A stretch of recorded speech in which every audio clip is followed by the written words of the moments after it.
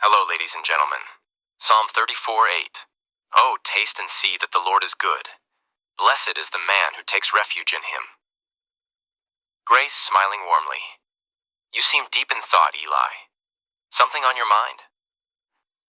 Eli, yeah, I've been thinking a lot about faith lately. It all sounds so good, but how do I really know it's true? I mean, when people say taste and see that the Lord is good, it sounds nice and all, but how does it actually feel? How do you experience God's goodness? Grace pauses thoughtfully, gazing at the sunset. That's a really good question. Psalm 34:8 says, Oh, taste and see that the Lord is good. It's an invitation to experience God personally, like really feeling His goodness, rather than just hearing about it. It's like trying a new food. You can hear about how great it is, but until you actually take a bite, you don't really know what the flavor is like, right? Eli, okay, that makes sense. But how do I even taste Him? I mean, I get the metaphor, but is it something I just decide to believe in? Or is there more to it? Nate, Grace, laughs softly. I love that you're asking these questions.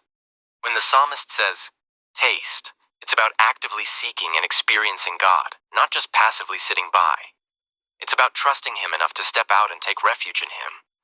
When you truly lean on God in your life, when you seek Him, trust Him, and open yourself up to His presence, that's when you begin to taste His goodness. You start seeing how He guides you, comforts you, and changes things around you. Nah, Eli. So it's like, you have to try it for yourself? Grace. Exactly. It's about trust. You can't fully know the goodness of God unless you're willing to experience it. It's like a relationship. You can talk about someone for hours, but it's not until you spend time with them that you really understand who they are. Eli. That's true. So, what happens once you taste and see? Does everything get better right away? Grace nods with understanding. It doesn't mean your problems vanish, but it does change how you see things. When you take refuge in God, you gain a sense of peace and security, even in difficult times. It's like having a shelter in a storm. It's not that the storm stops, but you know you're safe, and that changes everything. Eli leans forward, intrigued. So, taking refuge means finding peace, even when things are hard? Grace. Exactly. And the verse says, Blessed is the man who takes refuge in Him. That word blessed means something deeper than just happiness. It's a lasting inner fulfillment that comes from knowing you're loved and protected by God. When you know that, everything else in life starts to shift. You look at the world through different eyes. You start seeing His goodness everywhere. Eli nods slowly, considering. That sounds amazing, but is it really that simple?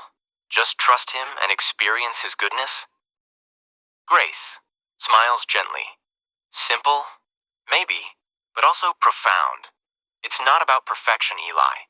It's about leaning into God, choosing to believe that He is good, even when life doesn't always make sense.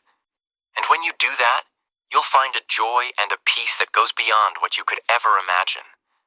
It's like when you've truly tasted a great meal, you can't help but want to share it with others, right?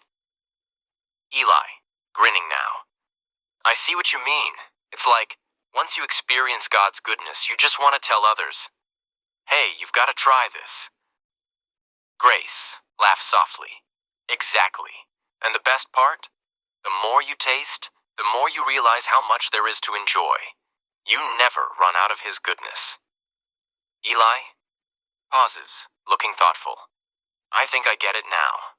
It's not just about belief. It's about actually experiencing Him. I want that. I want to taste and see for myself. Grace gently with encouragement. You can, Eli. Start small. Take it one step at a time.